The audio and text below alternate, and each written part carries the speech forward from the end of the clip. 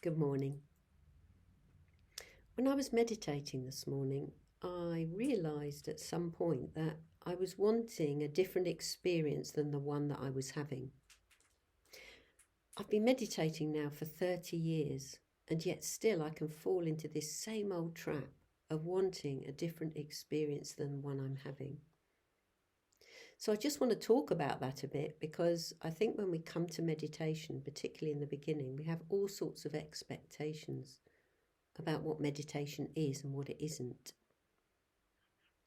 So, one of the most obvious expectations is that we expect to have an empty mind.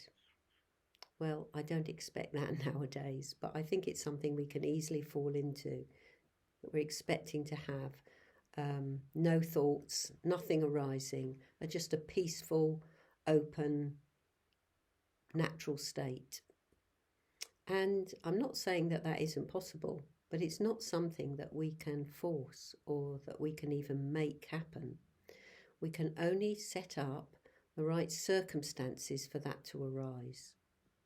So obviously the best circumstances to give ourselves the opportunity to experience that open space where perhaps the thoughts have died right down is to allow ourselves to be on some sort of retreat, to retreat from the world for a little while, even if it's just for an hour, and most of us don't even manage to do that. So our day is packed full of all the things that we need to do, that we've got to do. But if we're really honest, we can look at all the things as well that we don't particularly have to do, but that we get caught up in. And today that has a lot to do with social media and technology. And I think technology is very persuasive.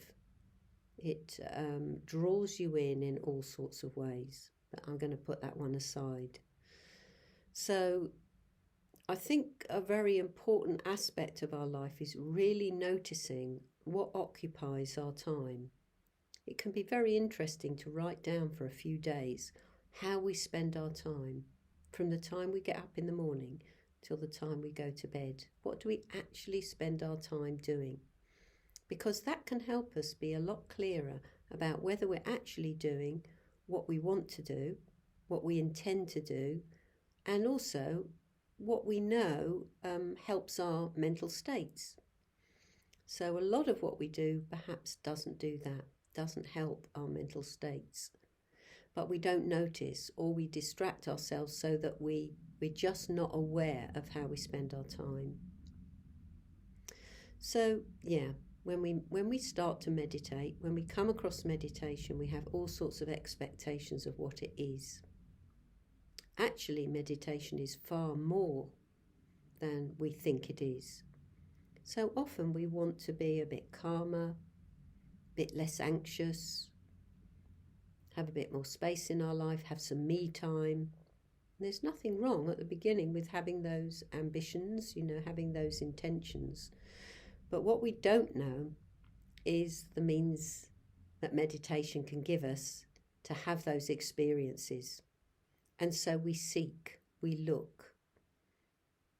And while we're seeking, we're just doing exactly what we do in the rest of our life, leaning towards, looking forward to, expecting, making plans around it. And you can't do that with meditation. So in some respects, what we have to do is learn how to listen to ourselves. I mean, actually, most of the time, we're not very good at listening to other people. When we're with other people and when they're speaking, we're probably doing a lot of things, judging, waiting for the time when we can have our say. And all that prevents us from really listening to another person with an open heart, without judgment, being open to who they really are. But we're certainly not open to who we really are. And often that's because we have regrets, we We perhaps even have guilt or remorse about things from the past. So we're not used to listening to ourselves because there's fear about what we might find, fear what we might come across.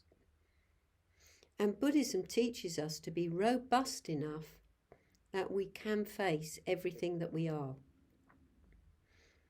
Somebody once said that we are much more than we are and much less.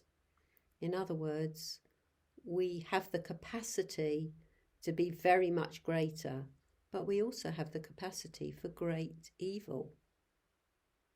That might be a bit shocking to hear, but I think the longer I've practiced, I've realised that actually, given other circumstances, there's all sorts of dreadful things that I might have done.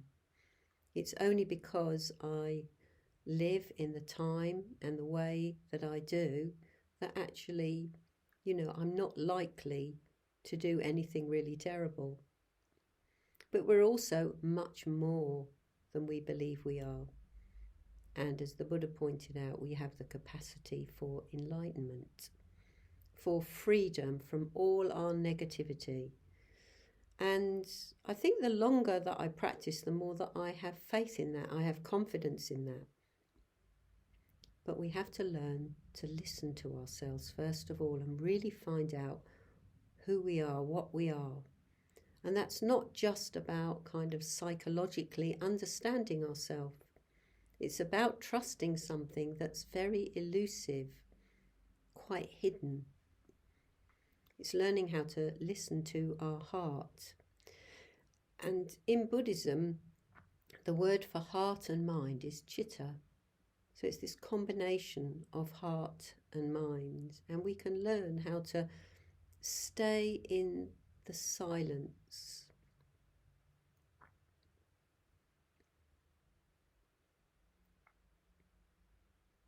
And being open to what we find there.